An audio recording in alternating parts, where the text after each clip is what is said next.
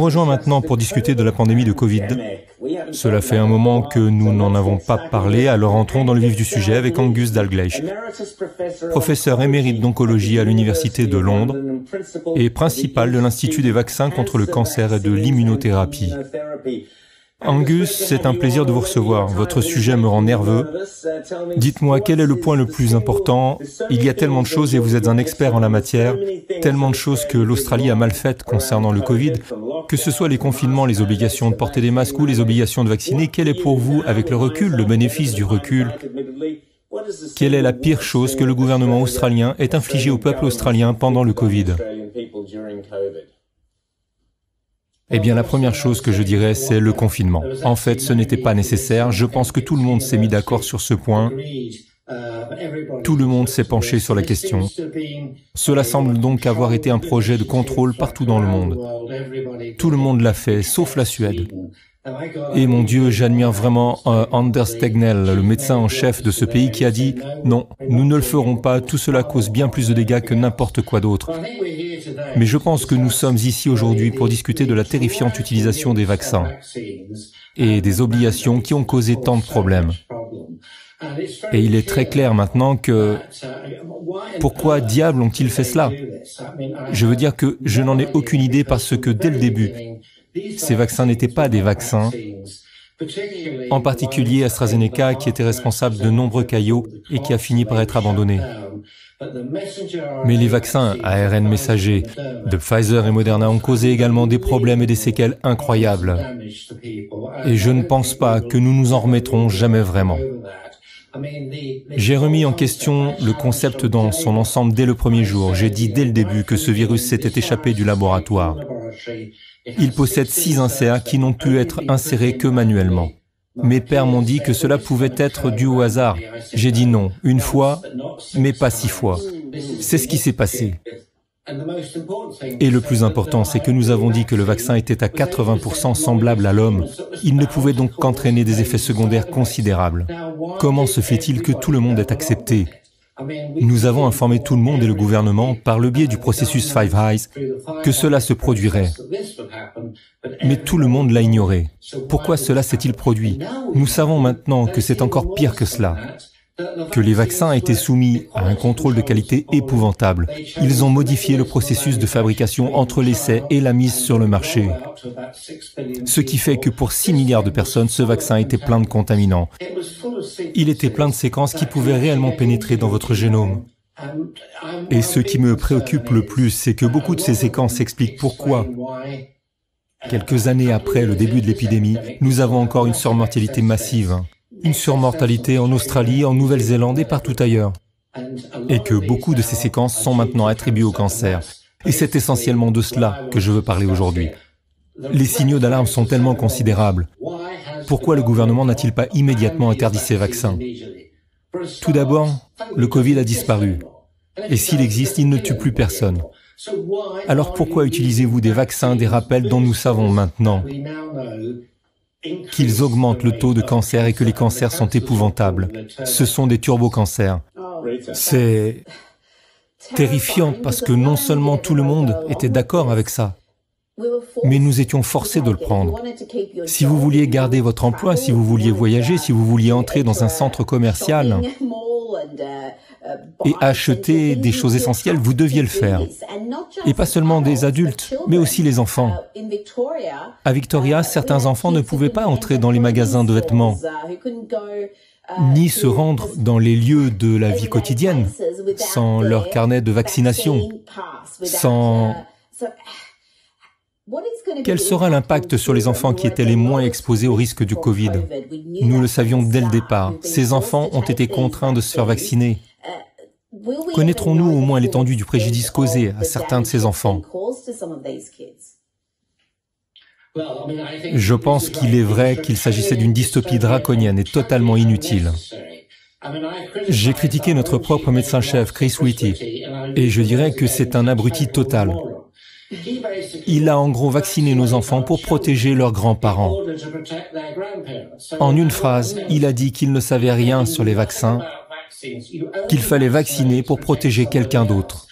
On ne vaccine pas pour protéger les autres. Dans le même ordre d'idées, il a déclaré que le vaccin ne fonctionnait pas parce que tous les grands-parents et les parents étaient déjà vaccinés. C'est incroyablement stupide. Aucun enfant n'est mort du Covid, à moins d'avoir une maladie sous-jacente, comme une leucémie. C'était absolument aberrant qu'ils puissent même penser de cette manière. Et ils ont été poussés dans cette voie par Pfizer. Et toutes les personnes de Pfizer et de Moderna voulaient que ce vaccin soit administré à tout le monde. Il ne s'agissait pas de vaccins, il s'agissait d'horribles thérapies géniques qui peuvent s'intégrer dans votre génome. Et c'est l'une des raisons pour lesquelles nous assistons à une augmentation effroyable des turbocancers. Je suis terrifié par ce qu'ils ont fait à nos enfants. Je pense que tous ceux qui ont accepté de participer à cette expérience devraient se mobiliser pour essayer de se défendre et aller devant les tribunaux. C'est incroyable. L'incompétence, la négligence médicale, absolument tout. Et personne n'en accepte la responsabilité. Il s'agit d'un cas incroyable de dissonance cognitive. Et j'ai demandé des comptes à tout le monde. Et j'ai demandé des comptes à un chef de service médical, au chef de service scientifique, à celui que nous appelons sage au Royaume-Uni, qui est certainement l'un des plus inappropriés.